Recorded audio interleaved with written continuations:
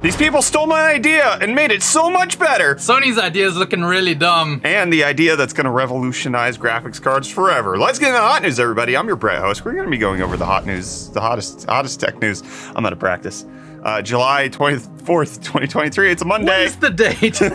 This is Reece. Hi. We co-host Hot News sometime. But hey, just so you know, we got a lot of stuff going on this week because we're going to LTX. That's happening this weekend. Man, it's gonna be crazy. We're driving across the entire United States to get to Canada, and we're going to be live streaming it. We've got a whole bunch of stuff. Reece, you want to grab me a couple water bottles? Let's go. Linus and team sent over 60 of their LTTstore.com water bottles for us to give away along the trip. So if you want to come meet us while we're charging the F-150 Lightning, you're more than welcome to. Additionally, we are partnering up with Micro Center to give away a very robust PC, an i9-13900K with an RTX 4090. We're going to be giving that away at the end of LTX after we get it signed by all the famous people we can at LTX. Yeah. We're gonna do that. And additionally, we're making it a subathon. For every sub we get on Twitch, we're gonna put $1 towards another PC build giveaway that we're gonna do.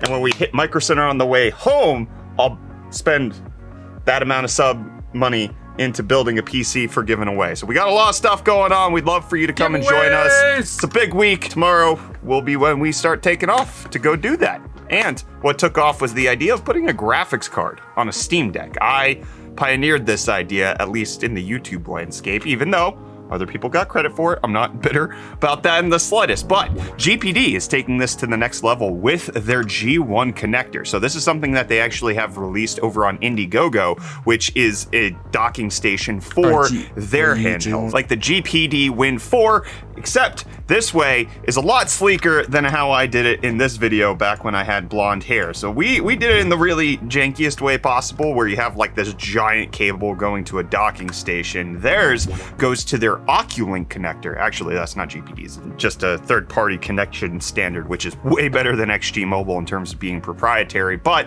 still hasn't gotten a whole lot of adoption when it comes to actually being on handheld. So you can see right here, they have a Kickstarter campaign for it. It is quite pricey, $700 for this, but the big advantage, if we go to their video, is that it's just an M.2 card that has a little slot in it right there, which means that you can put the back panel of the Steam Deck back on as long as you cut out a little hole, maybe put a little gasket to make sure nothing gets in there. That's a lot simpler of a situation where it's more akin to Thunderbolt than it is to anything else. So an Oculink cable is definitely gonna be likely the way that handhelds get external GPUs going forward, provided that nobody buys the XG Mobile port on the ROG Ally. Don't do it. It's too much money. We need open third-party standards. I'm not necessarily recommending the GPD G1. I'm just saying that I prefer this to the $2,000 RTX 4090. It's brutal. Yeah. Sorry to interrupt past Brett and Reece, but we got to talk about today's video sponsor, Jawa, which is the marketplace for gamers by gamers. Whether you're looking to sell your Steam Deck, buy somebody else's, look at a full PC build, or even just chat with like-minded community members, you can do that with Jawa. They have an active Discord with over 10,000 members, so you can discuss your next upgrade path, the external GPU that you might be wanting to buy for upgrading your Steam Deck, or even better yet, if you're looking to upgrade right now, you can even sell your old GPU directly to Jawa and avoid the hassle of using the classifieds market altogether. You plug in the GPU that you have that you're looking to get rid of, maybe an RX 580 or a few that you might have lying around from your old mining days now that you're a reformed gamer, and Jawa will give you a quote which you can then ship your GPU off to them and get paid for it. They also have verified sellers where you can get matched with the Commission's build program, but whether you're looking to buy new stuff, sell your old stuff, even potentially sell it to Jawa directly with their GPU buying program, you can check out Jawa, again, the marketplace for gamers by gamers, at the link in the video description. Big thanks to Jawa for sponsoring today's episode of Hot News. You know what hurts a lot? This. Speaking of things that don't need a graphics card, do need a giant PlayStation to run with it. Got the Sony's Project Q out in the wild. What does Q stand for? I don't know. Quite poorly designed. Yes. This thing is incredibly bad. This thing is gross. But thanks to a Twitter user, ZubiTech, for posting a video out showing a prototype of the device being used. The base seems to be running Android, which a lot of people suspected might be a thing. We didn't know if it was going to be like completely locked down. This is just A Sony phone. It's a Sony phone. If they put an LTE carrier or 5G carrier in it, then it's a freaking Sony phone. And there's a bunch of test apps on it, which there is a QC app, meaning it is based on a Qualcomm chip somehow, Snapdragon. I don't like this. This is just a Logitech G Cloud with extra steps. It feels like they sawed a DualSense in half and stuck it on the side of a phone. You can see it's not quite that, because like they added the PlayStation button up here on the top left, and this is like a little teardown of it with the screen and the processor taken out. But man, especially with them they're allegedly gonna be charging $299 for this. $300. A PS5 costs $400. The only redeeming feature I can think of is like if they don't lock it down, then maybe you can play like other games and maybe emulate some stuff, but at the same time, there's no chance they would do that. I don't think they're gonna. I think it's gonna be like a bad Android situation where like you probably will be able to hack it. I was about to say, who's gonna be the first person to jailbreak this? You like put your own bootloader on and then you could do, PS remote play over to the Android thing. But oh man, I'm buying one, but I'm gonna be unhappy about it. No, don't do it. They're not gonna give us a portable PlayStation. I think the PSP situation is dead. But I do like playing in bed, really close to my face. This is, oh man, I'm the target market and I hate that I am that way.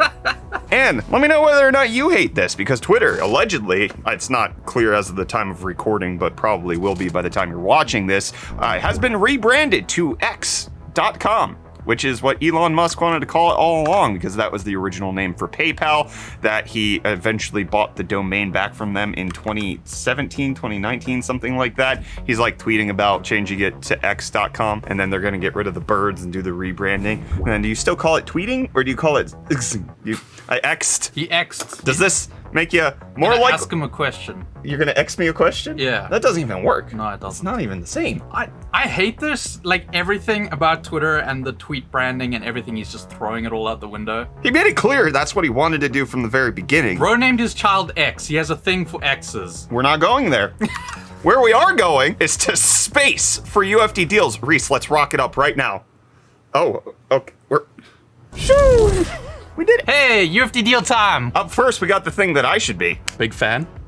Be quiet. And it is the Be Quiet. It's their Silent Wings 3 140mm fan, going for only $15.90, making it $8 off or 33% off for great set fans. And then we have the Western Digital Blue SN570 Gen 3 NVMe SSD, going for only $39.99, making it $70 off. For a terabyte? Yeah. Nice. And then lastly, we have the InnoCN 27-inch 4K 60Hz HDR 1000 mini LED monitor, going for only $499.99, making it $200 off. That's all right. It's not gaming. It's not a gaming monitor, but it is a great looking monitor. HDR 1000 is really nice. Yeah. I like that. Mini LED is very nice. Ooh. I've experienced that. You know what else is nice? This transition.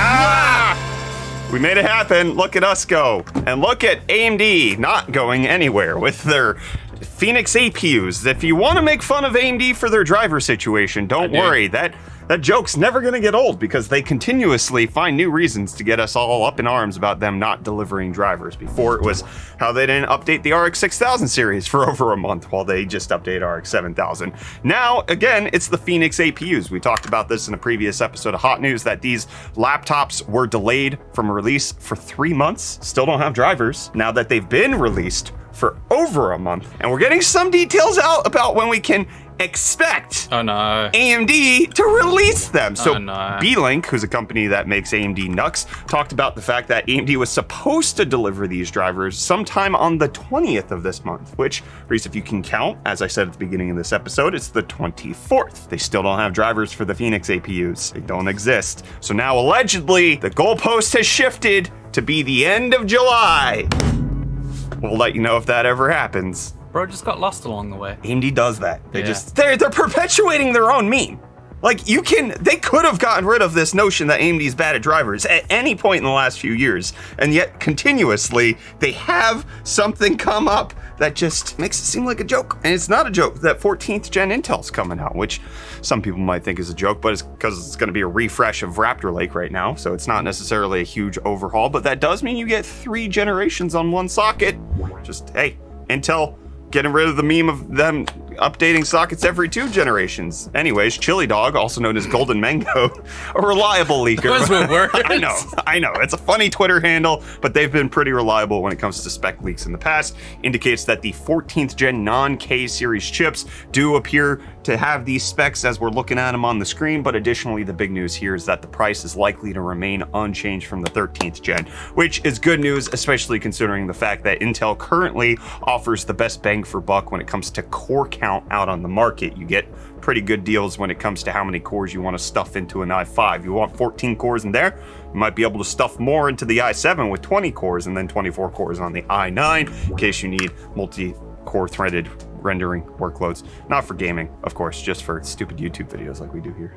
You know what I need? Tell me. More weeb stuff in my computer. You have like raised the average weeb level in this office. I have. It's beautiful. Quadrupled it. It's good stuff. And Asus is coming out with their new ROG Evangelion collection, themed around the EVA 2. Is that different than the EVA 1? Yes. Different robot, different color scheme. Which one does Shinji get in? All of them. Shinji gets in the robot? And then he cries. Okay. I mean, they've got everything for a full PC build here. You got your motherboard, your 4090, an AIU, all the way down to the power supply. You've even got some accessories for your peripherals, like keycap set, mouse grips, the whole shebang. It's pretty. It's pretty. I'm not the biggest fan of a black and red color scheme for a computer, but this goes that extra mile. This is more than a color scheme. This is more than a color scheme. This is a theme park. It's a showpiece and a half. Yeah. I think it's cool. I would like to see this in real life. This is very weeby. It is very weeby. I dig it.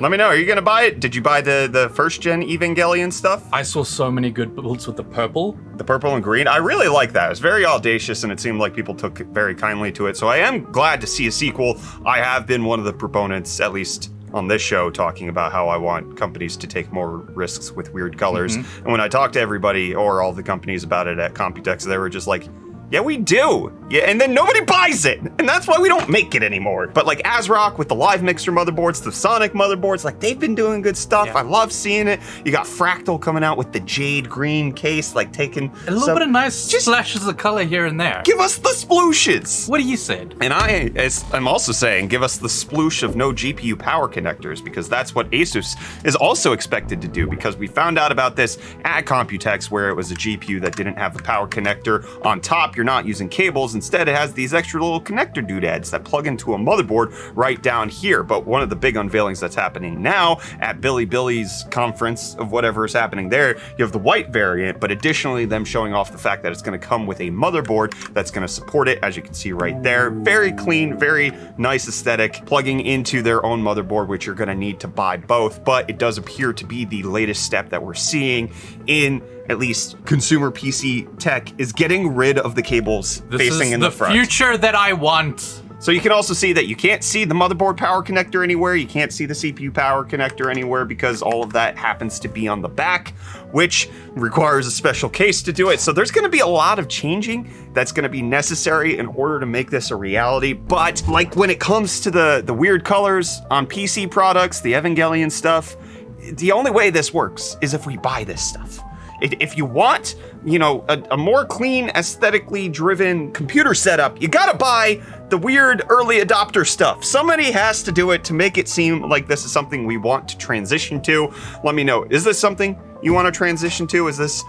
Do you want cleaner looking cables, or are you just like, I don't care? Say yes. What does it matter? Yes is the right answer. You gonna tell people how to think, Reece? Yes, I want this future. I'm gonna make it happen. I'm gonna make the end of this episode of Hot News happen because it's over. Don't forget, we're doing a whole bunch of stuff on stream starting tomorrow with our trip over to LTX. We'd love to have you join us for that. And I'm joining my earlier part of the sentence where I said this is over.